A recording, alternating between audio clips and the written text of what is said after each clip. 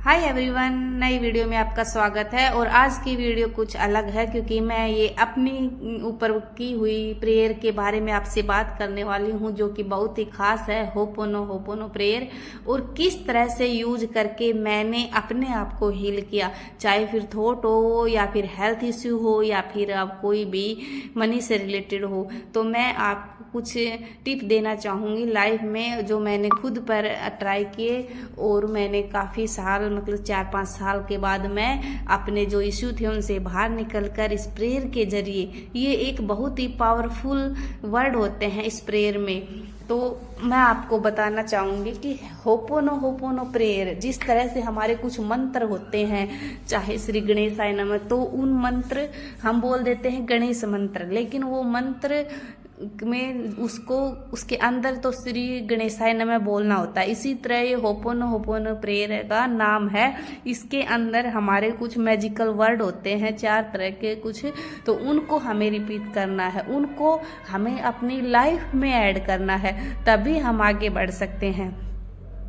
तो इसका मतलब है होपोनो का कि टू मेक इट राइट, यानी कि हमारी लाइफ में जो हमारे माइंड में, सबकॉन्शियस माइंड में जो भी गलत विचार या कुछ विश्वास बैठ जाते हैं, उनको हम सच मानने लगते हैं। वो गलत होते हैं लेकिन हम उनको सच मान लेते हैं। इन सभी चीज़ों को हटाकर सही करना और आगे बढ़ना, यह होता है होपोनो का मतलब।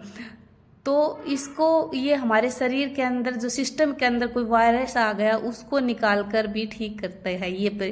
तो इसमें प्रेयर में 4 वर्ड हैं और उनका कैसे यूज करके मैंने अपने आप को हील किया।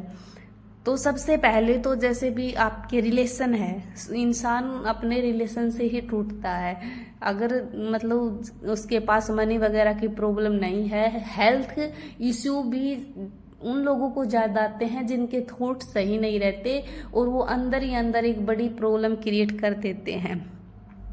तो जैसे कि हमें प्रॉब्लम हुई मतलब रिलेशन में, तो हमें जैसे वो कुछ भी कमेंट करते तो बहुत बुरा लगता और वो माइंड में रह जाते, और फिर एक थॉट के ऊपर ही विचार चलते रहते और हम जैसे कुछ कर नहीं सकते उसमें दूसरे के विचारों को, और हम अपने माइंड में बिठा लेते हैं। तो उनको कैसे निकाले, मतलब ये आप इतना आसान नहीं होता हर इंसान के लिए। 1 साल 2 साल 3 साल, उसके इतने टाइम में तो आपको समझ भी नहीं आने वाला कि क्या हो रहा हमारी लाइफ में।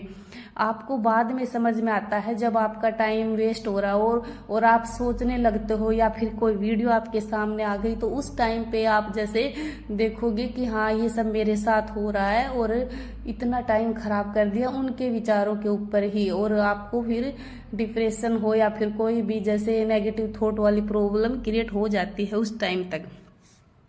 तो सबसे पहले मैंने क्या किया, मैं अपना बताती हूँ कि जिन लोगों के साथ मेरे झगड़े हो या फिर कोई इश्यू हो, तो मैंने उनको माफ़ करना शुरू किया। और ये रियलिटी भी है, क्योंकि मैंने लगभग 5 या 7 हो गए थे टाइम, मतलब इतने ईयर तक मैं उनको माफ़ नहीं कर पाई, और उसकी वजह से मुझे गुस्सा आता और मेरा ही टाइम खराब होता और एनर्जी डाउन होती, इससे वीकनेस भी शुरू हो गई।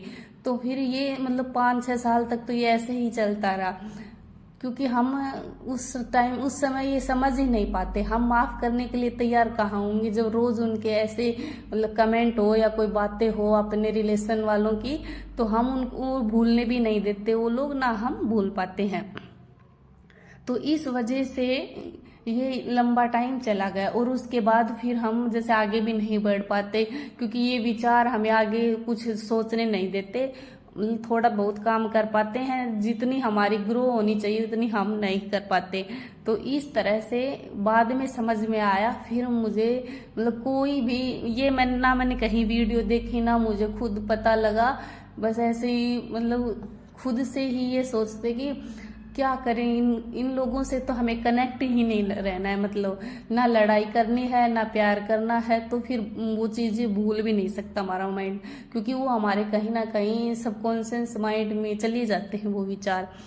तो फिर एक ही रास्ता था कि माफ़ करो और आगे बढ़ो। तो ये इस चीज़ के लिए भी लगभग मेरे को 1 साल लगा। लेकिन जो लोग थोड़ा सा, जैसे कि अगर आप ज़्यादा दिन भर मेहनत कर रहे हो, तो आप 1 मंथ में अपना लक्ष्य अचीव कर सकते हो, या फिर आपको लगातार 21 डेज ये करना है। तो सबसे पहला क्या करना है, अगर आप इनको मेडिटेशन के जरिए, सांस के जरिए कर सकते हो तो वो और बेटर है, या फिर आप बोल कर करो, क्योंकि आप अगर मन में सोचोगे ना तो मन हमारा डीपली चला जाता है, वो चीज़ इतनी याद नहीं रहती। तो बोल के आपको करना है। गहरी सांस लेते हो जैसे ऐसे, आई एम सॉरी, फिर सांस को बाहर छोड़ेंगे तो प्लीज फॉरगिव मी, फिर सांस को अंदर लेंगे थैंक यू, और फिर बाहर छोड़ेंगे आई लव यू। तो आपको इस तरह से ये वर्ड मतलब कम से कम भी 108 बार कर सकते हो तो और बेटर, नहीं तो कम से कम 10 बार करना है, और 5 मिनट तो आपको डेली देना ही होगा। डेली आपको ये याद दिलाना होगा, दोनों टाइम। आपको सोते टाइम ये बहुत ज़्यादा रिजल्ट देगा, क्योंकि जब आप अपने माइंड में सोते समय कोई भी चीज़ जैसे डालते हो ना, तो वो फिर सबकॉन्शियस माइंड में जाती है, और आपका मतलब माइंड उसके लिए रेडी हो जाता है। तो आप अगर ये हमेशा कहोगे कि I am sorry, please forgive me, thank you, I love you, तो आपको ये आपके भले के लिए ही होगा। दूसरों से आपको मतलब नहीं रखना है, खुद को आगे बढ़ना है, तो ये वर्ड यूज करिए और खुद से प्यार करिए, और दूसरों से आपको अपने अंदर बिलीव दिलाना है अपने माइंड को कि आपने उनको माफ किया और आगे बढ़े। ये वीडियो आपके बहुत काम आने वाली है, और ये शब्द आप अपना कर देखिए, आपको 100% कामयाबी मिलेगी। और आपके जो भी प्रॉब्लम है या फिर हेल्थ इश्यू है, अगर उनके लिए भी आप पॉजिटिव सोचोगे तो आप हमेशा हेल्दी रहोगे। राधे राधे।